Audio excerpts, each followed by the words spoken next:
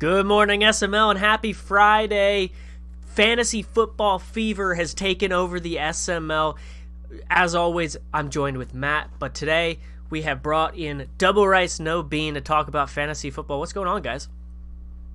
Hey, what's going on? Glad to be here. Thanks for having me. Yep, ready for another episode. Glad the season's back.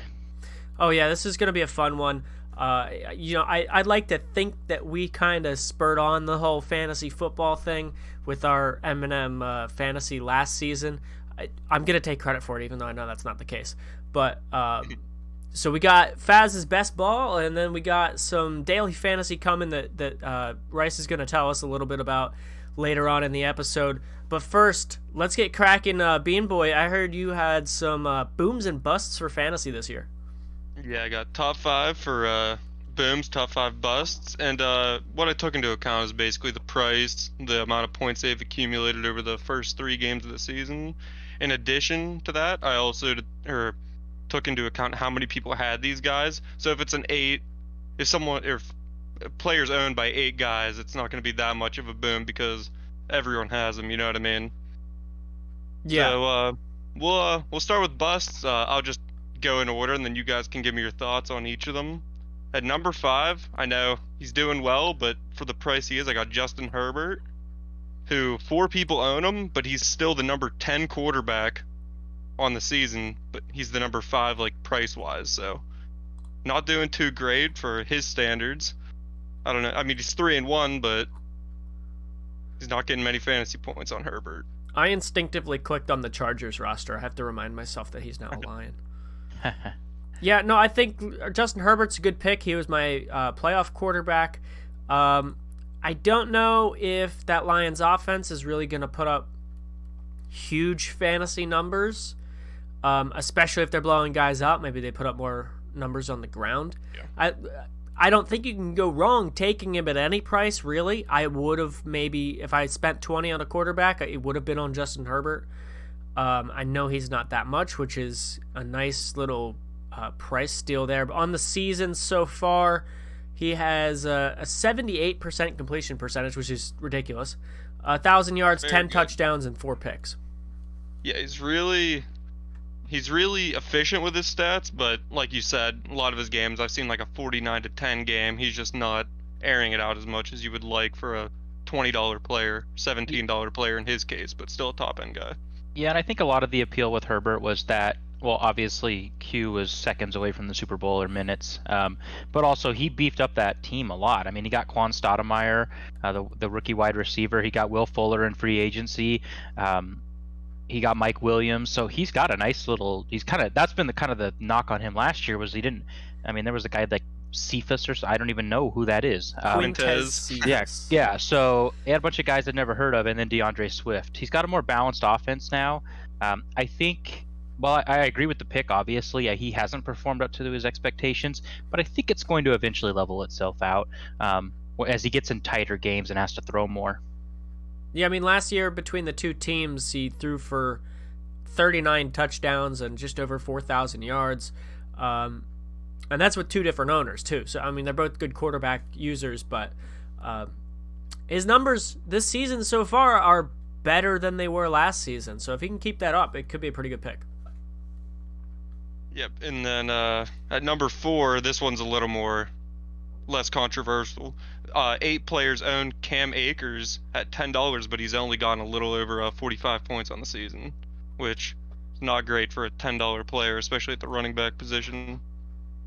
Yeah, Cam Akers is an interesting guy in my opinion because Colt, the owner, really likes to throw it to the running back, and we do half-point PPR.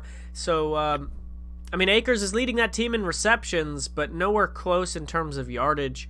Only 1 touchdown through the air and 1 touchdown on the ground. Only averaging 4.2 yards a carry. And this is a team that gives up a lot of points, currently 32nd. Yep. So they're probably not going to be running the ball very much. Yeah. I'm an Akers owner, and I kind of took him off of, well, what Colt did with him last season, and just Colt's infatuation with halfbacks and tight ends. I know he likes to throw to the halfback a lot, so leading in receptions doesn't surprise me. I'm surprised he's not even more of an outright leader in that category. But yards on the ground, I think he did a lot better last year, so I'm hoping that works itself out. His schedule has been tough. Prime, Smooth, Clink, and Dump. Those are good players, and in Clink's case, that's a good defense. The Saints have a good stock defense. It doesn't get a whole lot easier, but he's got some games in here where I think he can straighten it out, either by the competition coming down a little bit, or like against maybe the Packers, where he's going to have the ball so much, probably trying to play catch up to that offense, that there'll be more opportunities. Yeah, and I own Akers too, just kind of as a flex guy because I like that price. He fit my team. I thought he had high upside with the receiving and PPR. Don't think he's going to be running for 2,000 yards, but you never know. Yeah, and just to reiterate on how this is, how I'm doing this, I'm only taking players into account that players own. So, just like an honorable mention, number 6, Patrick Mahomes, right now was the most expensive player, and he's number 103 on the year in terms of points. But I did not include him in this just because no one actually bought him. Yikes. If that makes sense. Yeah. Wow. 103 on the year. He's just ahead of Aaron Rodgers, who's played one game. Yeah, Prime's been a little hot and cold with that quarterback play. Yeah.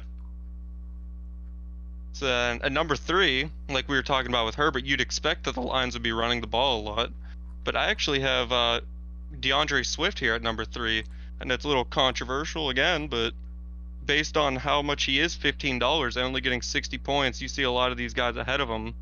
I'm looking at the list right now in terms of order. Guys like Tutu Atwell are ahead of him.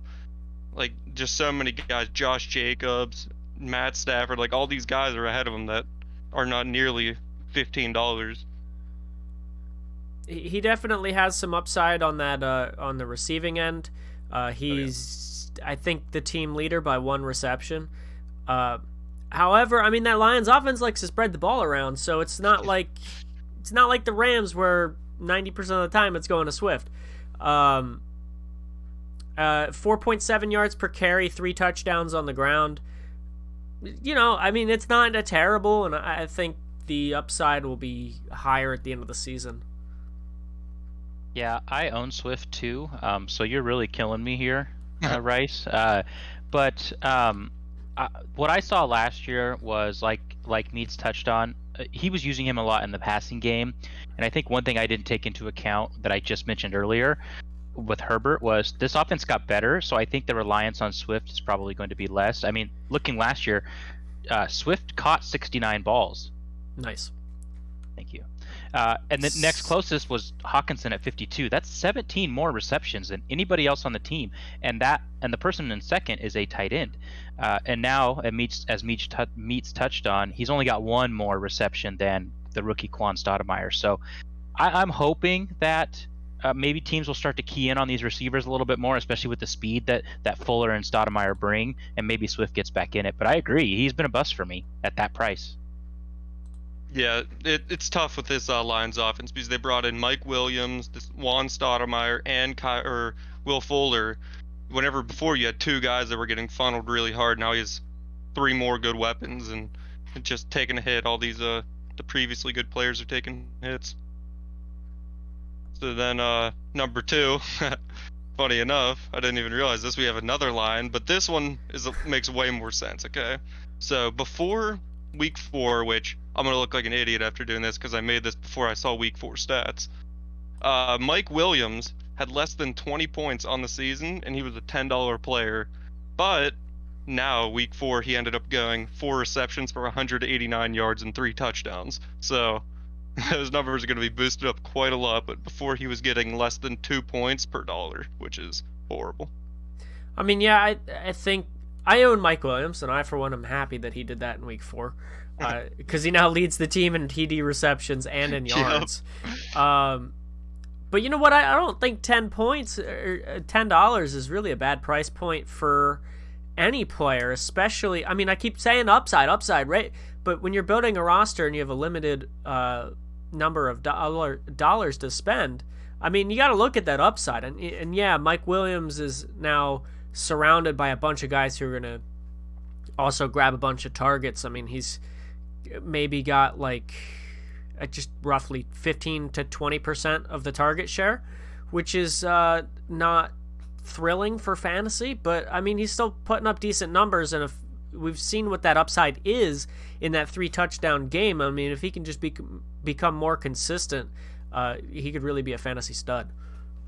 Yeah, and I don't have Mike Williams because I have Swift and Stoudemire, so stacking Lions I was done at that point. But yeah, I mean, in this game, in this Madden, because if this was like last year, I don't think anybody would have bought Mike Williams because big, tall, slow guys just really weren't what people wanted.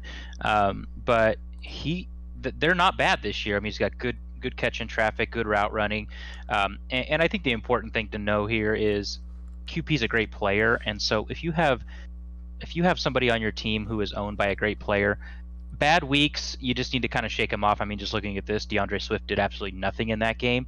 And you're going to have to take that because they're going to take what the defense gives them. They're not going to force it to the guy that you want them to force it to. So there's probably going to be weeks of hot and cold with everybody on this Lions team, but it'll all work itself out. But that's a monster game. Well, yeah, and if you don't count week 1, all of his stats have come in the last 3 weeks. So that's a little under 300 yards and 4 touchdowns in the last 3 weeks.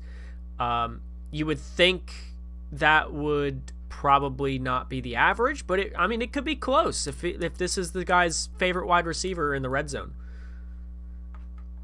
Yeah, so just to give a little more insight on that, before this last week's game, he was averaging 6 points per every game, and then after that last game, now he's averaging like 15 points a game. So that one game really rocketed him up there. Yeah, and I mean, it's still important to remember it is only week 4. Yes, of course. Although by the time this airs, it'll be week 5. But so small sample size still. Yeah. We're just going just the beginning. But and then number 1, I had to do a tie just because it's so fitting that both of these guys. I went with Tyreek Hill, and then his brother has Julio, who both were $17 and only managed to get a little bit under and a little bit over 20 points in 3 games. Tyreek Hill is an interesting guy because, yes, he's the fastest wide receiver in the game. When used properly, he's an absolute monster. But he's only got 6 catches through 4 games. And yes, those 6 catches have gone for over 200 yards and 2 touchdowns. But you really don't like to see that from a fantasy perspective when he's got 6 he's getting 1.5 receptions per game. Yep. That's a giant red flag to me for Tyreek. Yeah, and I'll be honest with you, I don't understand it. I mean, Tyreek's just been held down, I feel like, by every Chiefs owner, but I thought that would change this season when Prime took the Chiefs, because I don't understand how he's not utilizing this guy more. I mean, the fastest player in the game, Prime used to, DK Metcalf wasn't this fast, and he would just dominate down the field with him. I know there's a physical difference between the two, but man, I would throw screens. I would drags. I would try to get this guy in space and do something. Doesn't even have a rush on this season either.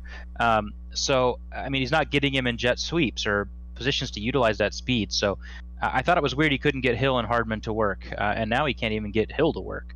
And then Julio, Fields got a great offense. But last year, Julio had 69 receptions. Nice.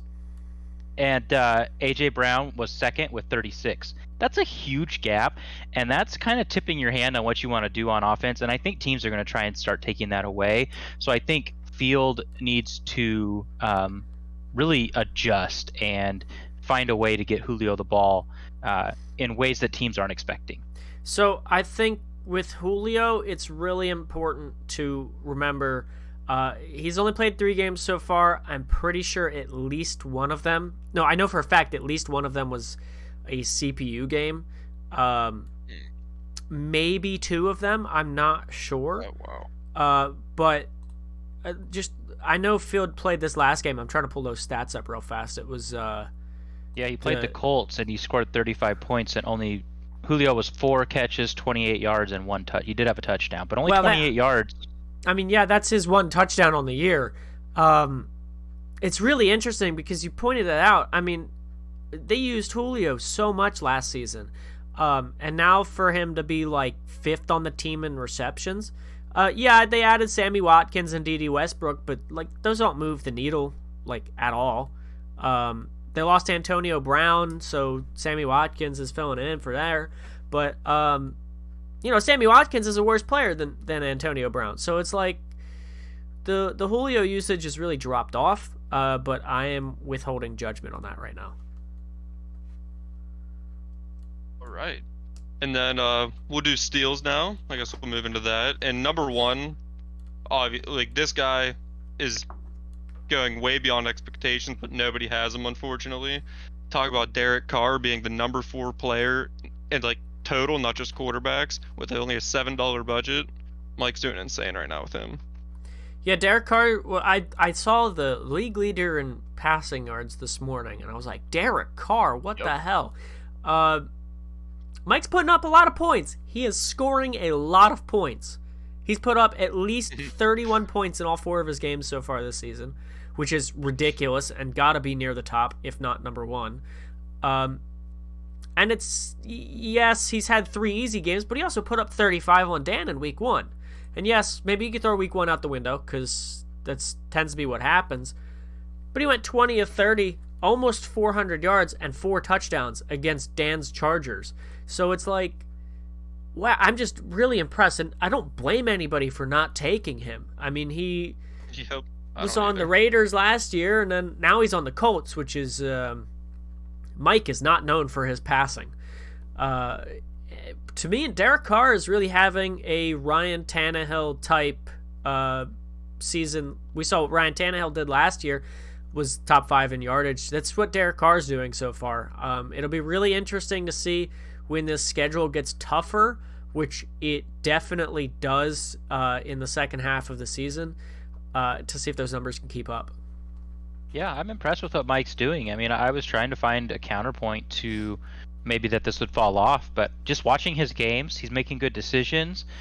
He's throwing to whatever the defense is giving him. The competition hasn't been that great. Finns and KJ, not known for their defense. Field, who I think is a decent player, especially offensively, not good on defense. The Dan game is that's a statement. I mean, he went out and he played that game well. Week 1 or not, he played well. And he's got a tougher schedule coming up, but he's also got gaps in it where I think Carr's going to keep it up. I mean, obviously he gets 6 games against the AFC South, so I don't see any reason Carr can't keep it up. That's a huge steal. And I never even looked at Derek Carr when I was picking my team. I mean, yeah, the defenses definitely get tougher in the second half of the season. Vikings, Cowboys, Chiefs. Oh, the Chiefs' defense is... it was actually really good against the pass last season. They were number 1 in picks. So that could be something to keep an eye on there. And on top of that, they do have a bunch of other tougher defenses than he's faced in the last 3 weeks. But, he's got a soft start to the schedule up until week 8. I don't know if he'd be a long-term fantasy pick. I'd like to see more out of him. But right now, you can't knock what he's doing. And then the next spot, we've got one of your guys. We've got Naji Harris coming in with 82 points on the season at just $15, and 4 people own him. So I'm not sure if people were just afraid to or know that Haskins not going to be doing a lot of throwing, so they expect Naji to be doing a lot of work, but he's definitely putting up the fantasy points. Matt, I'll let you take this one first. Yeah, I think a lot of people. I'd be curious. I'm assuming people that took Naji probably all have been in the league last cycle, and they probably just know how I utilize the running back, and the fact that I was very vocal that I took this team because I wanted Naji Harris, just because he looked fun. I'm going to give the ball to the running back. Everybody knows that, it's no secret. But this year I've kind of picked up on passing to him a little bit more. I didn't throw to him. I mean, I threw to him last year, but not really. It was more of like, okay, I don't see anything open, I'm going to go to Naji. And he's been, a lot of guys like take their user off of him, and I've got some big gains that way. So I think one thing you also have to realize, again, I'll say it, I'm going to give the ball to Naji Harris. You don't have to worry about a game where he only touches it 5 times. I don't care if I'm getting blown out. I don't care what the game script says. Naji Harris is getting the ball. So I'm glad to hear that I've got one guy on this list, and I'm sure the only guy. When you listen to like real life fantasy podcasts, they talk about usage percent. and I'm not smart. I don't know how that correlates. I don't know how that formula or whatever. But in my head here, I'm just thinking, okay, how many times per game does he touch the ball? Naji Harris has touched the ball on roughly 60% of the Steelers' plays so far this season through 4 games. Steelers have run over 150 plays. Only 60 of those, Naji didn't touch the ball. He's leading the team in receptions by 6 through 4 weeks. He's leading the team. I mean, he's got more rushing attempts than the team has passing attempts. He's not too far off of the passing yardage for rushing yards. And on top of that, he's got more rushing touchdowns than Haskins has passing touchdowns. So if you want usage, you got Naji. And we know the Steelers are good enough to at least put up a bunch of points. Yeah, I'll tell you who has your Naji real quick. So it's Mike, it is Q, it's me, and then it's Tiny. So those are the intellectuals, right? Okay. So you did some scouting then, because you're the only person that wasn't here last cycle when I was running amok, literally. Yep. I know a lot of check down. Well, not a ton, not too much check down stuff, but with that O-line, I figured you'd be doing a lot of checking down, so get those half points. It's all about the touches. That's right. And then number 3, we got the second. I think it's the second. Yeah, the second most points of any player, Austin Eckler at 98.4 points. Who, I mean, Dan. We know how Dan is. He's running the ball. He's got 6 touchdowns on the season with him. And then he also has 11 receptions and almost 500 rushing yards, which I believe is the lead right now. Looks like it, yeah. So he's leading the rushing yards. He's got 11 receptions, and I think he's leading TDs for all positions outside of receiver, or outside of quarterback. So, yeah. See, I'm a little hesitant to look at Dan's team and say, "Hey, that guy's a veteran. I want him on my fantasy team." It doesn't really matter who it is, because Dan is really known for taking the no-name guy and really turning him into something. You got a guy backing up Eckler, Javion Hawkins, who I think is probably the long-term play there, though he's not getting much usage right now.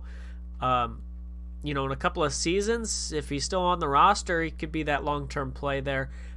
I'm extremely hesitant to take anybody on the Chargers, with the exception of a guy like Dan Chisena, because I just don't know who he's going to use on a day-to-day basis.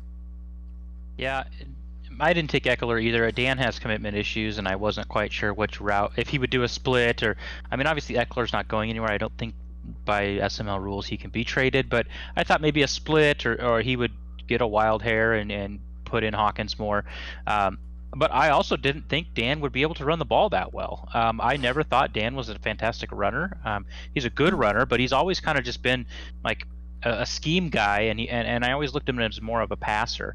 So I'm surprised by the rushing numbers, especially in a Madden where it is a little bit tougher to run, in my opinion. So that's a miss by me, but congratulations, Eckler owners. And here's another running back that leads the team in receptions, which makes sense. Eckler is a receiving back in real life too. So that's great. Good job for Dan. I didn't expect those rushing numbers from him. Yeah, and under SML rules, Eckler can't be traded unless he regresses like a butt ton until he's 31. So I believe. I could be wrong about that because I didn't look it up, just going based off memory, and we all know that that's not very good sometimes. But he's got 2 years left on his deal. I'd sooner think he hits free agency than gets re-signed. So I know we're talking fantasy this season. Doesn't matter what happens in the future, but I really didn't expect Dan to stick with Eckler because, yes, he's a very good player. He's 89, 94 speed. He's got superstar and spin cycle backfield mismatch, which is really good in the passing game. But it's hard to think that a veteran on Dan's... It doesn't matter what team Dan has. Any veterans pretty much want to stay away from. Although Eckler has put up over 190 yards twice this season already. 86 and 102 in those other 2 games. So he's running the ball a lot better this season than he was. Yards per carry up almost a full yard. He's got 7 touchdowns through 4 games, I guess. He had 30 last year. So, I mean, 30 touchdowns is crazy. That's near SML record. That was like top 10 all time. So, yeah, it's hard to... I don't know. I can't fall in love with any player on Dan's teams until I know who he's using. Yeah, I agree. Yeah, I didn't know that Dan was afraid of the elderly, so I was contemplating taking him over Chubb just because that I think what's it backfield mismatch or something like that where he gets the quicker route running against linebackers. I thought he'd get a lot more receptions. I thought he'd be like 17 receptions right now, and then just carrying points with just the 0.5s just stacking up. So I almost took him over Chubb. Yeah, the receptions would be nice because Chubb doesn't get a whole lot of them. Yep. But I mean, last year, how much did Chubb lead the league in by rushing? Like 500 yards. That like makes up for it. So. Yeah, you're not wrong. He's still my RB1 in my book. Yep, I took him as well. And then up next, kind of surprising since we had Julio at one of the busts, but Tannehill, even without feeding Julio, still has 86 points on the season at only $12. That's my quarterback right there. I mean, hey, there you go. I don't like him in real life, but I mean, I respect him. He's completing 80% of his passes right now. He's hasn't played yet this week, but borderline top 5 in passing yardage. 7 touchdowns, no picks on the season. One of those games was a CPU game at least, but still, I mean, Ryan Tannehill last year was top 5 in passing yardage for the season, and he threw over 40 touchdowns. That's ridiculous. With the guy who is not the best quarterback in the world, at least in terms of Madden. 83 overall superstar. His abilities aren't the best. Sleight of hand, which I guess is fine, and tight out, which I don't know how much you're throwing it to your tight ends in this offense, but I don't know. I was really impressed with how Field played with him last year. Was not throwing that many interceptions, and I would not expect that to change anytime soon. So that's why I draft him as my quarterback, because, you know, Derrick Henry's not going to last forever. Running backs get hurt. Derrick Henry goes down. All of a sudden, you're passing it way more than you want to. Yeah, I mean, if you haven't admitted it by now, you're out of the loop, and you must have a grudge against Field because he's an excellent offensive player. He proved it last season, and he's proving it again. I mean, 80% completions, 7 touchdowns, no interceptions. No interceptions in Madden. That's pretty darn impressive. Even the best will take some risks here or there, get a ball tipped or get hit while you throw, and then it goes right to the defender. So Field's an excellent offensive player. He dotted me up last season. I couldn't stop anything, and luckily he can't play defense, and I think that's going to help too, because I think Field's going to be in a lot of shootouts. So if you have Ryan Tannehill, you could probably anticipate that he's going to have to score a lot of points to win, and that's just 4 points for you. So yeah, I think Ryan Tannehill's a great asset to have. And how many points did you say he cost? He was $12, and he has almost 87 points. What a steal. Yeah, Yep. I missed that one. What a steal. Yeah, I mean, the Titans' offense is 6th in the league with 32 points per game, but their defense is 27th with 30 points per game. So you're right about those shootouts. When you get those averages, like over 60 points, that's going to be a lot of scoring in every game. I mentioned this in chat. I dropped this stat the other day when I was just scrolling through stats because I was curious. Because that's what I do in my free time, because, you know, I'm boring or something.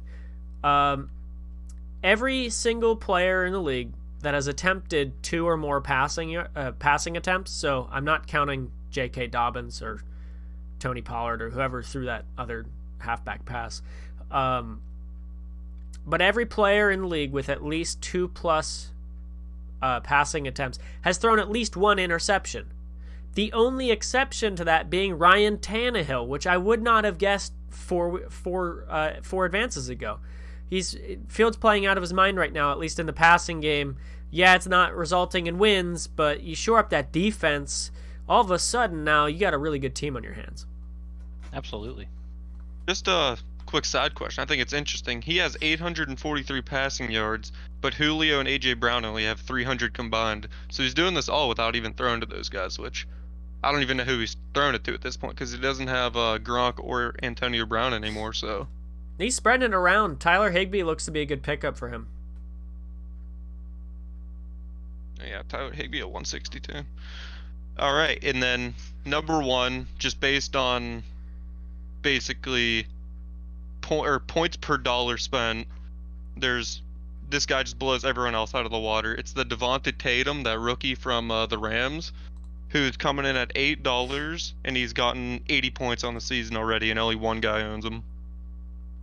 So that person, let me see who has him. Actually, I'm kind of curious. Yeah, I wish I could say I'm surprised. I'm really not. I mean, it's really just look at the Rams roster, close your eyes, and just point somewhere, because then you're probably going to find a player somewhere. One of those guys is going to get a bunch of usage. You're just really not sure which. And if you guys remember, I took Tyler Higbee last year as my tight end in M&M Fantasy, and that didn't work out for me because he didn't like Tyler Higbee. But I knew he was going to throw to somebody a lot, and he just decided to wait a season. And now he's throwing to Devonta Tatum on the Rams, and he's rookie, 22, 91 speed, only 10 catches, but he's turned that into 400 yards and 6 touchdowns. I don't know how you do that with 91 speed. I'm incredibly impressed with it. Yeah, Tatum stuck under the radar. I watched the last game. I think it was his last game where he just kind of went off. And what's really weird to me is, and if I could do it all over again, I probably wouldn't even have looked at this guy. I don't even know he was on the sheet. But it's weird to me that he gets this guy going, but refused to use Tutu Atwell, who is similar. He is a lot shorter, but he was 94 speed, 94 acceleration, and I don't think, if Daddy Leagues is accurate, I don't see that he caught a pass last season, and that may be the Deshaun Jackson factor, and maybe he was taking playing time, but this Tutu Atwell kid is a stud, and he traded him to Buffalo, and Faz has done really well with him. So I honestly, if it's not a tight end or a halfback and it's Colts team, I'm not taking them. So props to whoever found this diamond in the rough. We might want to do some insider fantasy trading or whatever you want to call it into this one. Maybe get the SEC involved because something's fishy about this. Yep, Fins took him. Well, we can't get the SEC involved because I don't think they have international jurisdiction. So I guess it is what it is. Finn's got away with one. Yeah, I'm gonna call the Canadian FBI or something. Somebody's responsible here. No, Matt, you're right on, because yes, he's been known to spam I say spam. I'm not saying he's spamming it because he's cheesy. I'm saying he just likes to use a handful of guys more than everybody else. But he's been known to do that with his running backs, with his tight ends. I don't know if I've seen him do it with the wide receiver yet, so it'll be really interesting to see if Tatum keeps these numbers up, or if that one game where he had 229 receiving yards on 4 catches is just a fluke. I don't think it is, but we will see. All right, and that's just the booms and the busts there for you. So I guess I'll talk about Daddy League, or not Daddy Leagues, wrong thing, Duck Kings, and then you guys can talk about your AFC pictures. Yes, sir. So give us a little. I know you dropped that. I'm losing my words here. The Word document thing. Yes, somewhere that. in the chat. I know you dropped that somewhere in general content. In our content general chat. Content. Kind of giving an overview, everybody, about what it's going to be. So, talk to us a little bit more about it. Maybe give us an intro about it. So, what we're doing, for anyone that's familiar with DraftKings or any other app that you can do daily fantasy for the NFL, it's similar to that, but since the SML moves obviously at a quicker pace, it's a little adapted to our speed. So you basically pick players for a 4-game slate, I guess you would say, and then the points that they acquire during those games, you'll get points for. So you get a new team every real life week, essentially.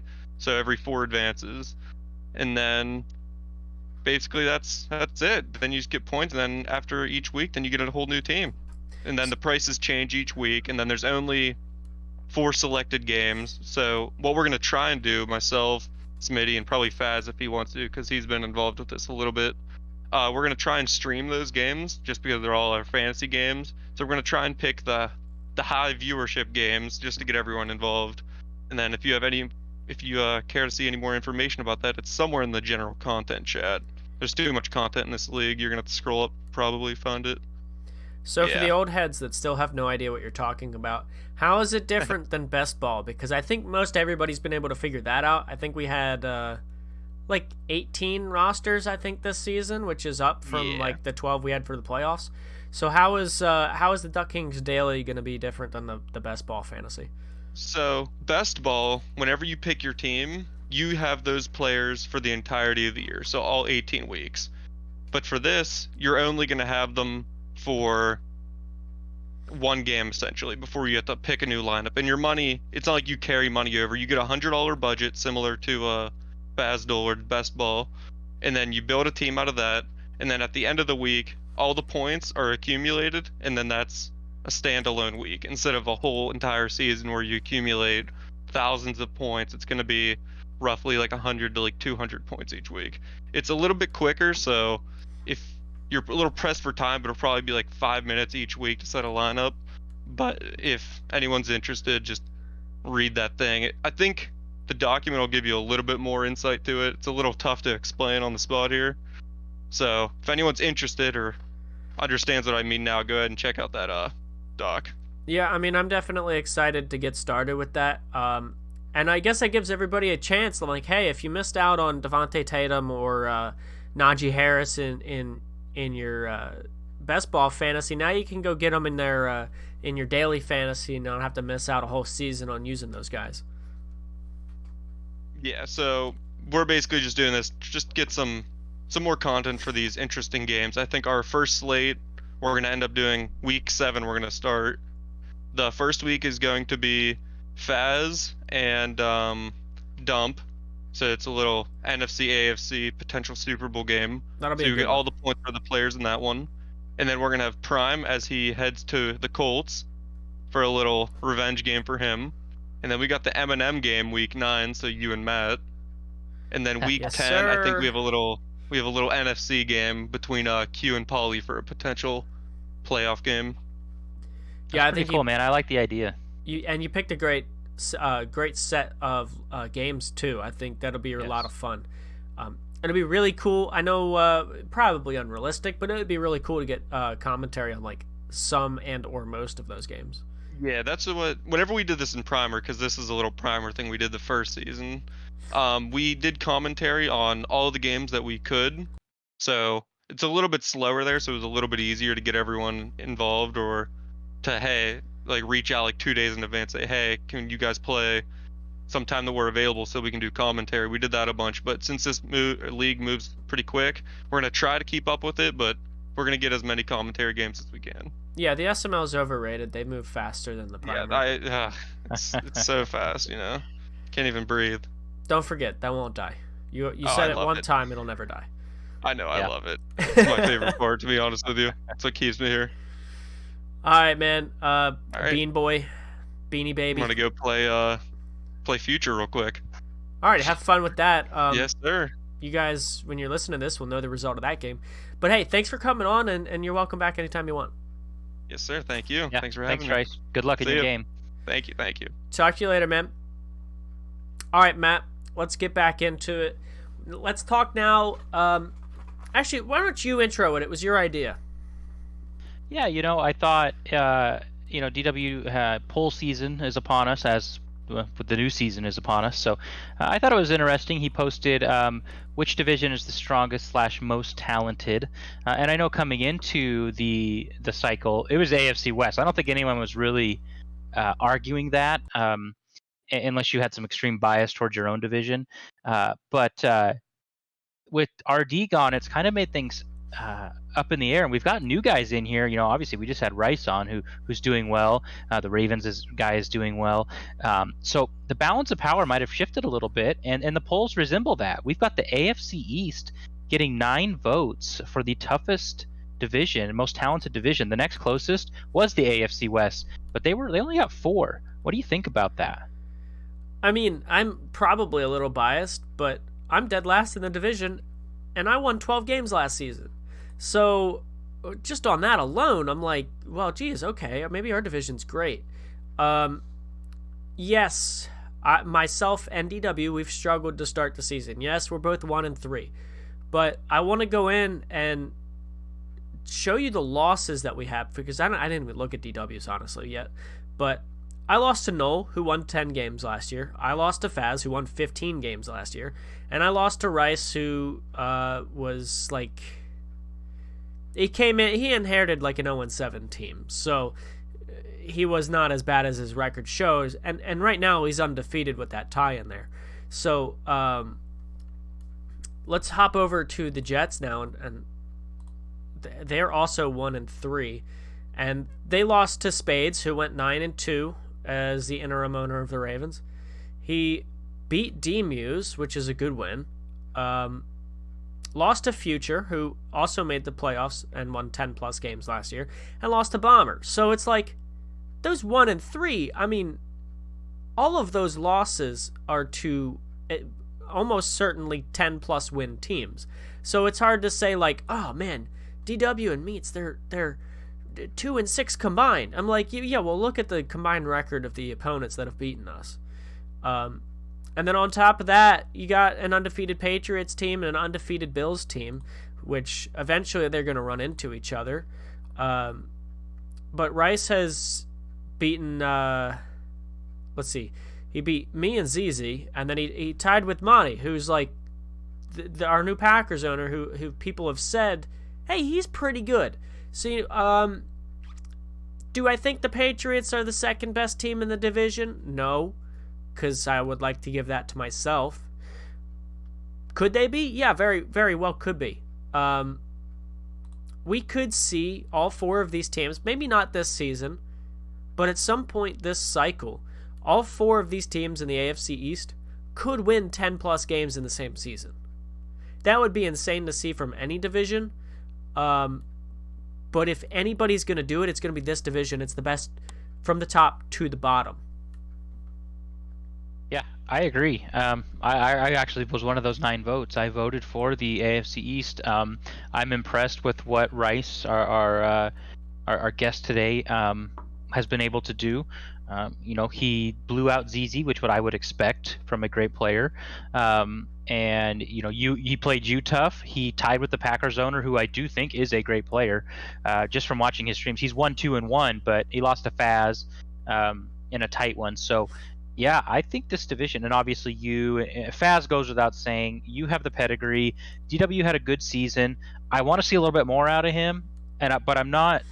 In the same way that I thought he had an easy schedule last year and I didn't get too high on him, I'm not going to get too low on him at 1-3 because he's had a little bit of a tough schedule. So I'm fair and balanced on both ends of the spectrum. And honestly, I'm going to go out on a limb and say, even though the AFC West got the second most votes, I don't think it's the second toughest division anymore. I think the NFC North is about to make a case that they could possibly be the second toughest division now that Monty is there.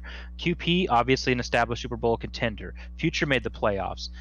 D-Muse made the playoffs, and he was in the Super Bowl last cycle.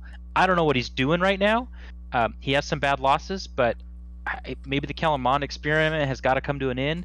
But I think he rights the ship, and I think that Packers owner is going to just get better. I mean, he's 1-2-1, but I think he's going to make the playoffs. Prime, not looking so hot. I just mentioned the Pats blew out ZZ, and that's what good players should do. Prime was down like 6 points with 1 second left against ZZ yesterday, and he hit a curl route for a touchdown. That could have gone either way. I'm not impressed by Prime like normal. He's got to figure that out. So, yeah, AFC West, far and away, not even a question, the toughest division in the SML. I'm not looking forward to playing any of you guys, whereas I can look in every other division and say, I wouldn't mind playing that guy. I don't see that in the AFC East. Yeah, and you took the words right out of my mouth with the NFC West. I was really about to say, hey, spoiler alert, the AFC West is not the second best division either. I think the AFC West was the best division. They were. When they had Dan and RD and Prime. Yes, Fins is in that division. Yes, Fins does not win very many games as much as we all love him. But losing RD has turned the Raiders into a question mark. We don't really know what we're going to get out of Jace Move. He did make the playoffs in part thanks to a good start from RD last year. Currently sitting at 2-2. It'll be really interesting to see how this full season goes with him. However, back in the NFC North, you've got another division where I could see all 4 of those teams winning 8+ games in the same season. I don't think they're all going to win 10. I just don't believe in the consistency of those quality of players. But they could all win 8 or 9, maybe 10 games in a single season, all of them. Like, that shouldn't really happen, and that just goes to show you how loaded some of these divisions are. In a head-to-head matchup, if you're a round-robin tournament, let's just put the AFC East and the AFC West together. In a round-robin tournament, the AFC East is going to come out of that with a better record. I would agree. I think every team in the AFC East beats Fins, whereas I think there's a lot of splits in the other games.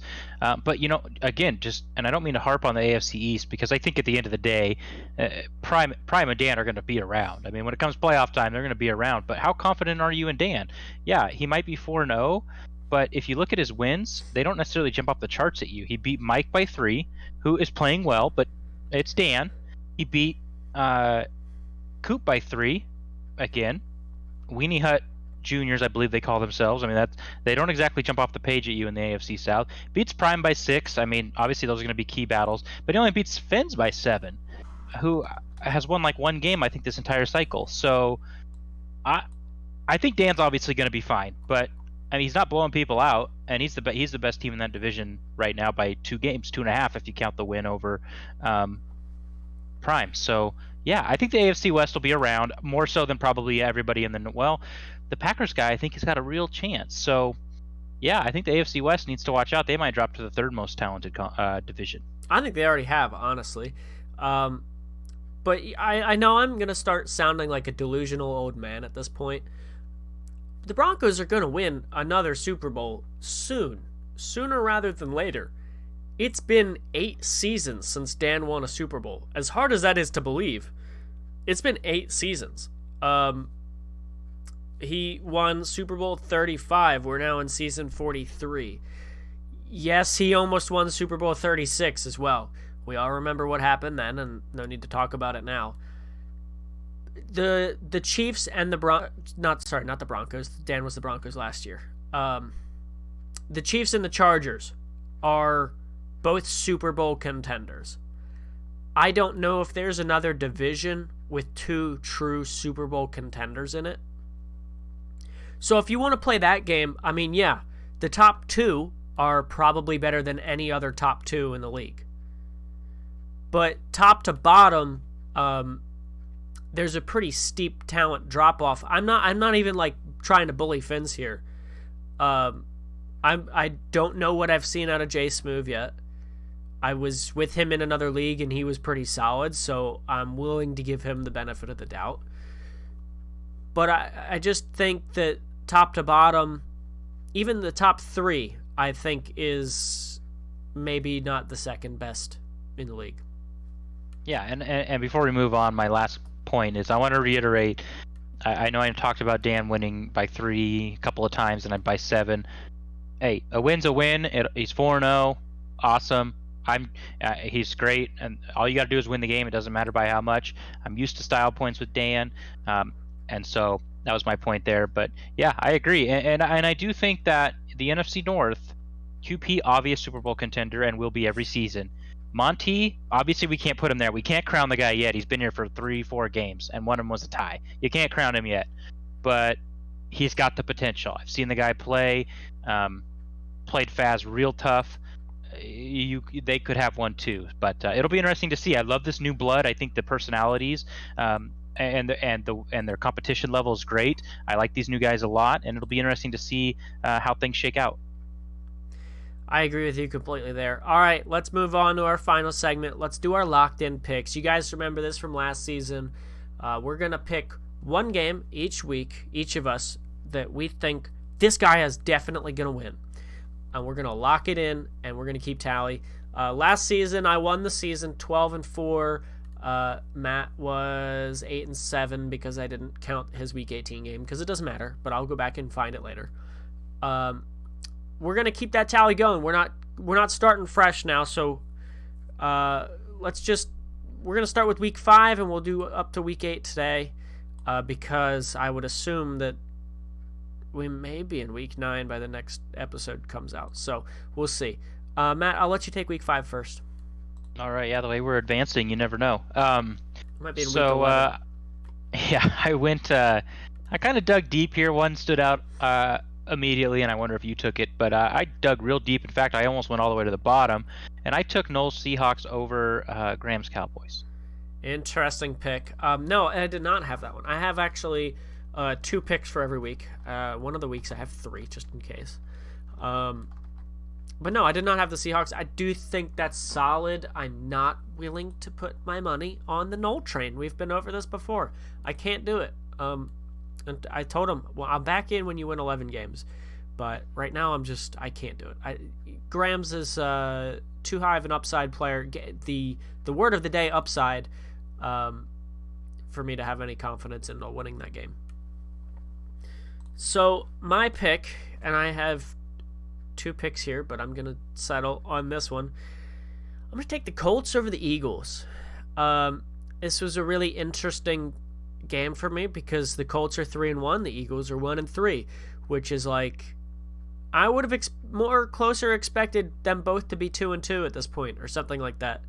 I consider them both about the same quality of player. I think Mike's maybe a little bit better, and for that reason, I'm going to take the Colts. I don't think they lose. They're playing. They're off to a really good start. I think they'll win in Week 5. Yeah, I think I would be really a lot more confident in that pick if I didn't watch Tiny last night against Monty. Probably the best offensive performance I've ever seen Tiny play in any stretch of the imagination. We joke about Faz playing for Clink. I would like to see. I'd like to call Faz's employer to make sure he was at work last night and not in East Tennessee, because that was strange.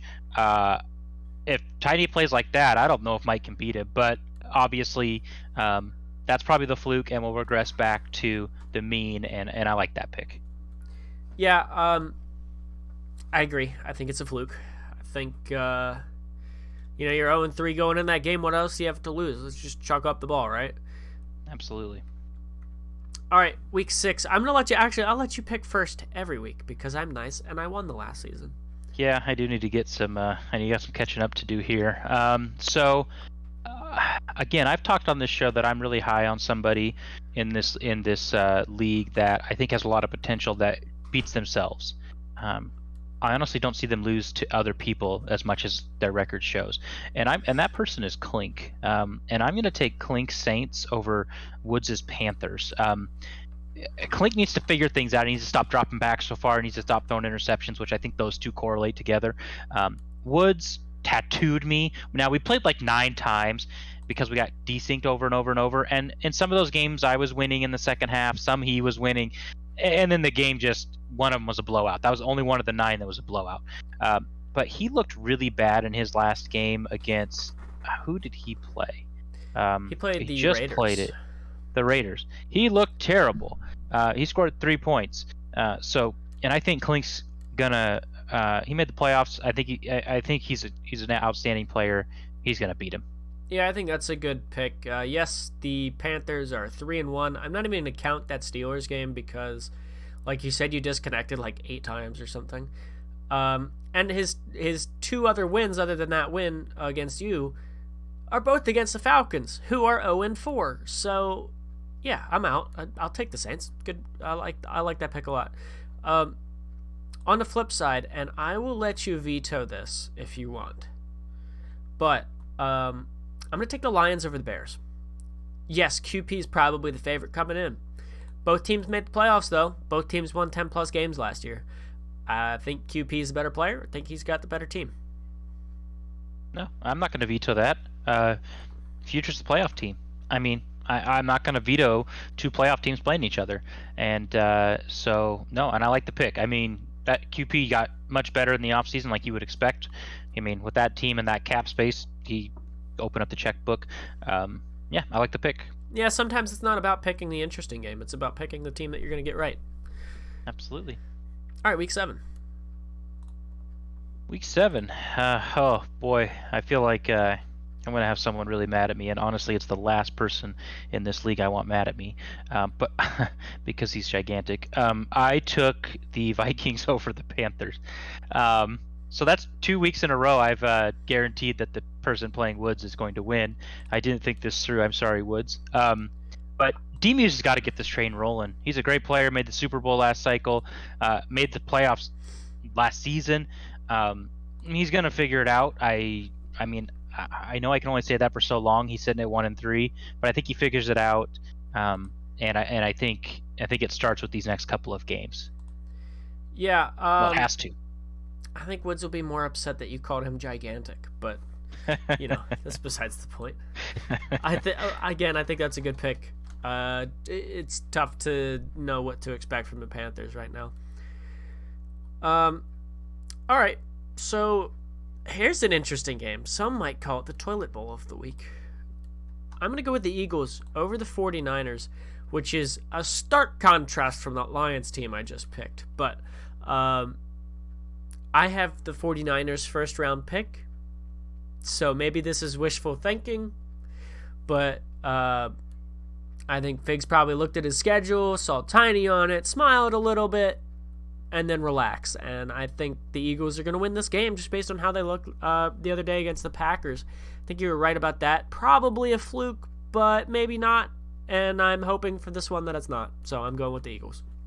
Yeah, and I mean, if you look at Figs this season, I mean, the Eagles have a win, and if a team has a win, they beat Figs. His 2 wins came against the Falcons and the Broncos, who are both 0-4, and then he got beat by Paulie by 17, and Paulie has 1 win. So, by the looks of it, Figs probably going to beat up on people with no wins, and Tiny has 1. So, I like the pick. Thank you, sir. I hope I win that one, because that helps out my draft spot, too. All right, week number 8. All right, week number 8, I would like to use this time to apologize to Woods again for calling him gigantic. You're just a big teddy bear, and I hope that you don't hurt me. You called him big again. Yeah, I know. You stop using these demeaning slurs. There's not much I could do. You saw his hand in that Nintendo Switch video. The guy's just he's just a good man. He's a big man. He is conch size. I'll give you that. Yes. You don't get that reference, but the rest of the league will. Yes, I don't. But I just hope that me and Woods can continue our good non-violent relationship. So week 8, I did not take the Panthers in this one. I went with the Packers over the Vikings. They're both sitting there with 1 win. But man, I'm impressed with Monty. His offense is good. He looks, I don't want to go too far, but he looks kind of Faz level in his play design and his reads.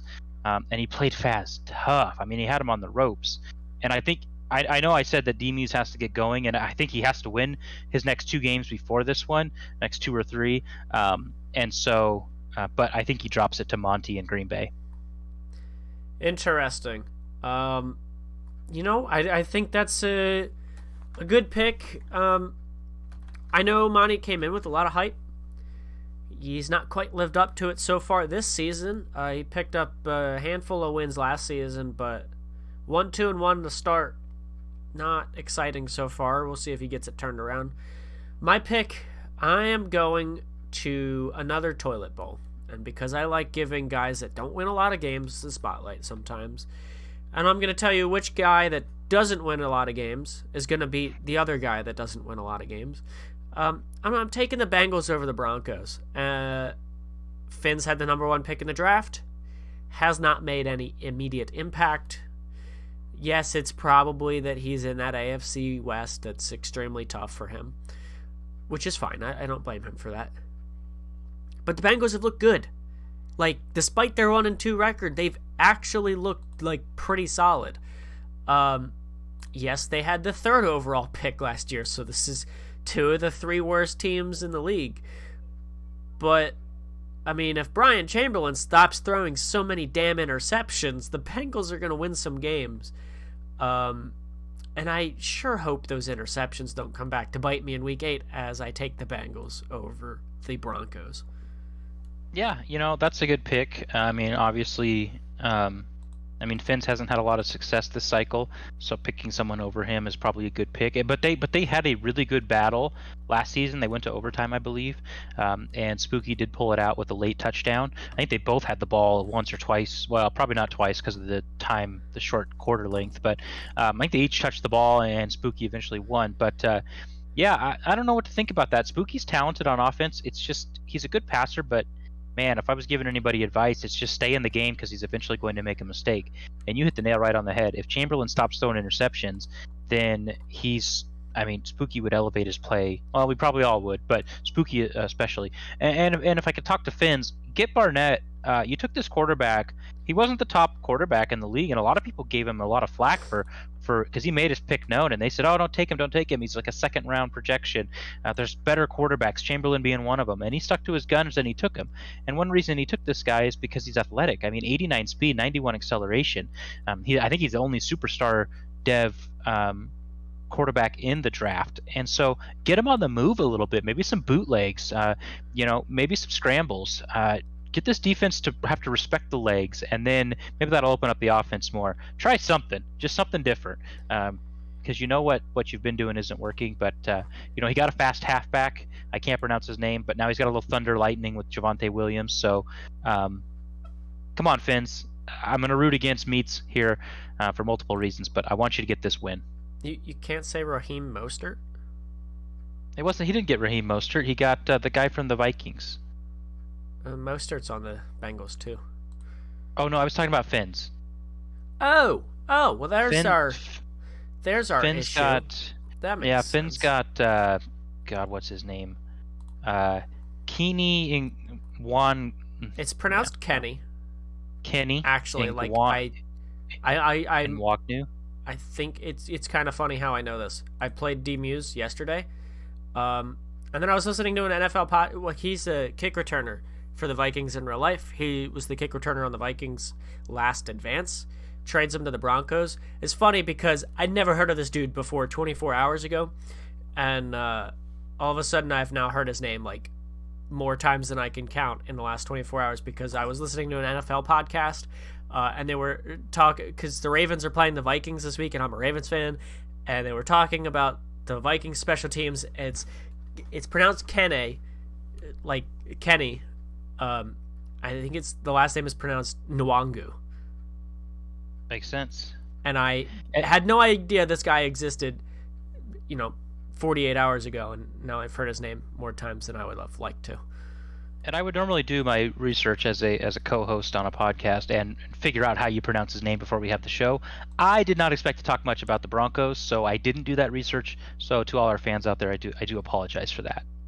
I can't say I expected Kene Nwangwu to be brought up on our podcast today either, or to occupy a full 5 minutes of our conversation. Yeah, I mean, listen, the Bengals have a ton of speed. I'm going to rebuttal what you said about how they're a good passing team. They're not. They throw for decent yards normally, but only 800 so far this season. 9.1 yards per attempt is not very good for Madden, at least. It's like spectacular for the NFL, but it's not for Madden. Most guys are around 11, I would think, and the top guys are usually around 12 yards per attempt. Otherwise, I mean, yeah, Joe Mixon's a good running back, but only 3.6 yards per carry. And you know what? You got Jamar Chase and John Ross. I mean, there's no reason that you should be averaging 9.1 yards per attempt. Chase is averaging 20 yards per catch. Ross is averaging 16. Those numbers are low for guys that you expect to have a lot of speed. So yeah, and Spooky went to the RPO school with Uncle Paulie. He throws a lot of RPOs, and I think that's why he has such a small average. Because combined with Burrow and Brissett, last season. He did throw for 4,600 yards. So he did have, but again, Brissett, I call him Brisket. He averaged 10 yards a play, and then Burrow 9.8. And I think a lot of that's the RPOs. And I think Spooky needs to fall out of love with those.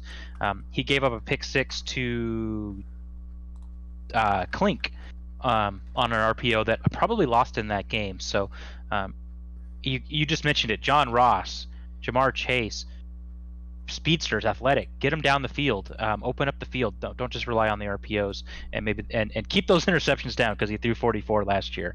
And he's got to solve that issue. You brought up that RPO that went for a 6 that cost Spooky the game. It breaks my heart a little bit, because that was one of the worst decisions. The entire thought process there was one of the worst decisions that I have seen probably since Prime decided to not cover the Washington wide receiver in the Super Bowl. You guys will know what I'm talking about. Why would you... Okay, you're going to call an RPO, fine. Whatever. It was a bad decision to throw it instead of to run it. It was a bad read, because Clink jumped on that route so early. Like, as soon as the ball was hiked, he jumped on that route. He had all day to sit there and say, okay, I'm going to run the ball. And he just threw it at him anyway. And Clink took it to the house. And I'm sorry, I'm on a tangent now. We've not been very nice to Spooky the last couple of weeks. And I love the guy. Halloween episode was great. He's got a great personality. But that's my thing, is don't use the RPO, but he uses it more than Paulie. Paulie uses it wisely, where, yeah, maybe it's coming, but maybe it's not. You mentioned it. Clink jumped that route so much, it's like he knew it was coming, because he did, because RPOs are so frequent in that offense. Yeah, he should have ran the ball, taken his 10-point lead, but I think there's potential with Spooky. He just needs to, and maybe it's, hey, I got this new shiny toy in Chamberlain. I want to throw for a touchdown instead of get a field goal, a boring field goal, and go up 10 and win the game boring. But at the end of the day, it almost cost him the game. So, because he did win that game, but it almost cost him. So, anyways, we got on a really long tangent about the Broncos and the Bengals not feeling really that well anymore. So yeah, let's get off those two teams. Yes, shout out Kene Nwangwu, and shout out RPO pick sixes. RPOs. All right, guys. Hey, thanks for listening. We'll be back with another 69 minutes worth of podcast next week. I kind of now want to fill this last 90 seconds just so we can hit 69 minutes. So give me one extremely random take that nobody's going to agree with. Finns will win 5 games this season. Why? You got to go back to Finns here. Why? What 5 is he going to win? I was just looking at Daddy Leagues, and the Broncos logo was in front of me. I don't know, but he's going to start rolling that quarterback out, and he's going to win. And one last thing. I'm sorry, Woods. He's got the Texans, the Rams, Falcons. You know what? It's not out of the realm of possibility.